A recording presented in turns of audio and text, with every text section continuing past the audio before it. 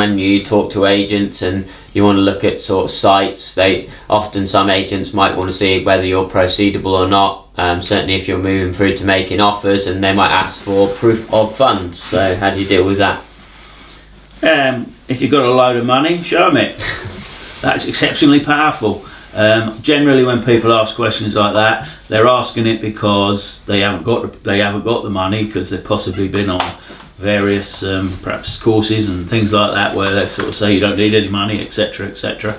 And you know, I mean, from our point of view, if we're on, just think of it, if you were on the other side, you know, and you were coming to you, if you like, and sort of saying, you know, I want to buy your land, and you would perhaps ask, you know, well, actually, have you got any money? Some people don't ask it direct, they do some due diligence, etc. So if you've got the money, then, you know, show them it. Now we don't tend to get involved in that sort of stuff, and it's quite interesting if you build the relationship, even if it's via an agent, that stuff tends to get put by the wayside, because you build a credible relationships, you build up that credibility, but ultimately they'll want to see some signs of some money. So it's certainly, if you're, you know, whatever size the deal is, I suppose, but you know, if you're sort of, you know, want to buy £1 million site, you know, well, if you can't show them proof of funds of 100 grand or something like that, then where are you going to get the money? I think that's the point. If you know, so it's not really about the question of proof of funds, it's about where are you going to get the money, you know. So I think I'd turn that round. I mean, obviously it depends in the spirit in which it was asked, but generally that's what I get, people asking that, because what they're saying is, I haven't got the money, so how can I go and buy a site? Well, basically you can't.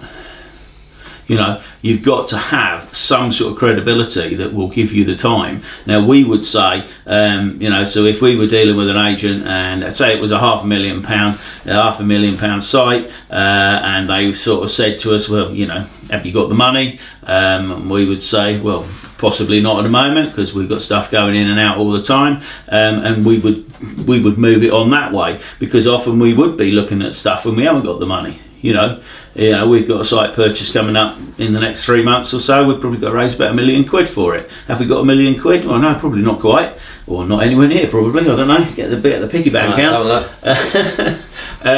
But we know, we're confident we can raise it, and the people that we're buying it off of are also confident that we can raise it, because we sort of explain to them how finance works.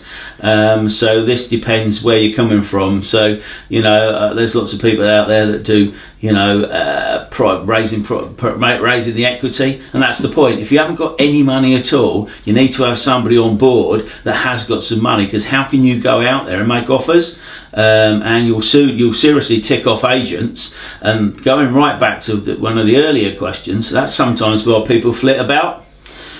Because they've got, you know, they've burnt the bridges in one area, so they're going somewhere else, and that's how agents particularly will see it. Certainly the experienced agents, they'll say, oh, you're buying this, you're out of area, alarm bell straight away. They're not going to tell you that, but they're going to think, why are they coming from, you know, even from Leeds to Manchester? It's not that far, but actually well, that's out of area, that's unusual.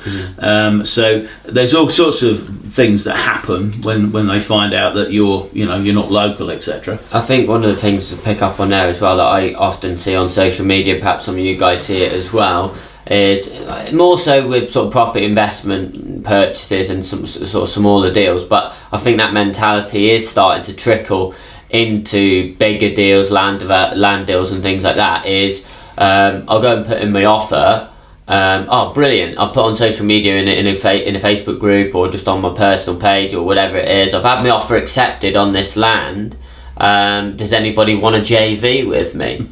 You know, and ask for the money that way, sort of thing, because, you know, as they quite often say, you know, find the deal and you'll find the money, which in some cases is correct, but actually you want to try and line your ducks up in a row.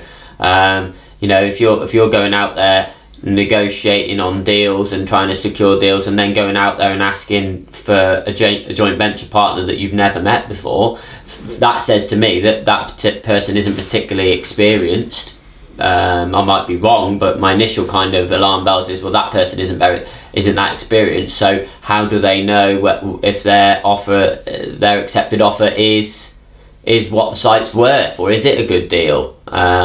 So you need to have a good understanding of the whole process. Even when we're just talking about sort of sourcing, you need to have a good understanding of kind of how funding works, but how it's perceived from other people in the industry as well. So, you know, how the commercial agents look at funding, for example. You know, they know developers aren't going to be sitting around with bags of cash, because that's not good business. Having, you know, a lot of money, whether it's from investors or whether it's retained profits or whatever, just sat there earning nothing. So a lot of developers in many cases will put it out there and make it work in the short term, or try and negotiate and structure their deals so the money moves from a deal to a deal to a deal. So a lot of commercial agents know that perhaps you're not going to have, you know, all the money, but they want something in place. So if you're going in there saying you've got no money, and you're going to go and find, negotiate a good deal, and I'm going to go and find the money from my joint venture partner, then,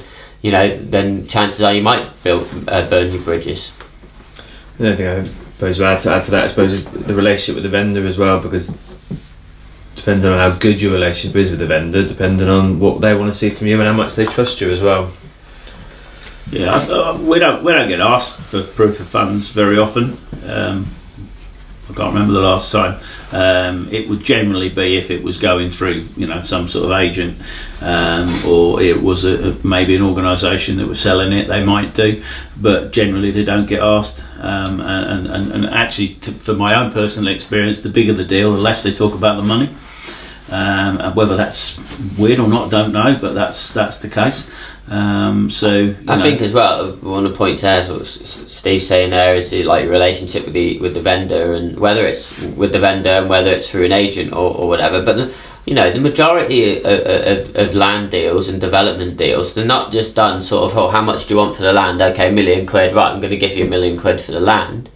A lot of them are done on, you know, creative kind of contracts, options and things like that, where we'll be structuring a deal where perhaps we're not putting all the money down anyway to start with, or you know, so it depends how you're going to structure the deal from the outset as to how much money you do actually require from sort of minute one, really, because, you know, obviously if you're going to do something with the vendor where they're pushing some of their money to the back end, then you're not going to need to pay £1 million for their site. You might need to pay 200 grand or something. So it all depends, really. It's not an end-on process, and that's why it's so important to actually look at these things during the appraisal, which links back to having the exclusivity in place to give you the time to look at ways to structure the deal, to look at the benefits of pushing money to the back end, to look at how you're going to fund the rest of it, whether you're going to go to crowdfunding or whether you're going to go development finance, whether you've got high net worth or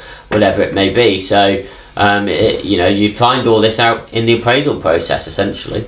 I think just sort of round that up, really, is if you find a good deal, one that is viable and it stands up to a good appraisal in terms of demand and risk mitigation, etc., then we will find the money. We will find the money, but the less you bring to the table, the less you're going to get of it.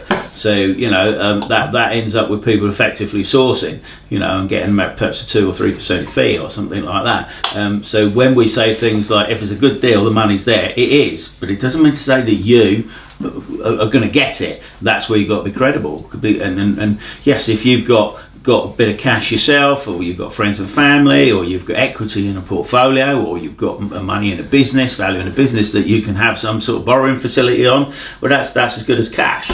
But if you're looking for something, and then, as Bryn said, you're going to go out and find the investors, those marriages, if you like, end up in quick divorces, you know, because they're people that are coming together very, very quickly without really understanding. They're coming together for the wrong reasons. They feel they're coming for the right reasons, but, you know, unfortunately I've spent quite a bit of time unpicking these sort of things, and it's not pleasant. And you know, people just perhaps rush into things, so you've got to have some idea where the money's coming from.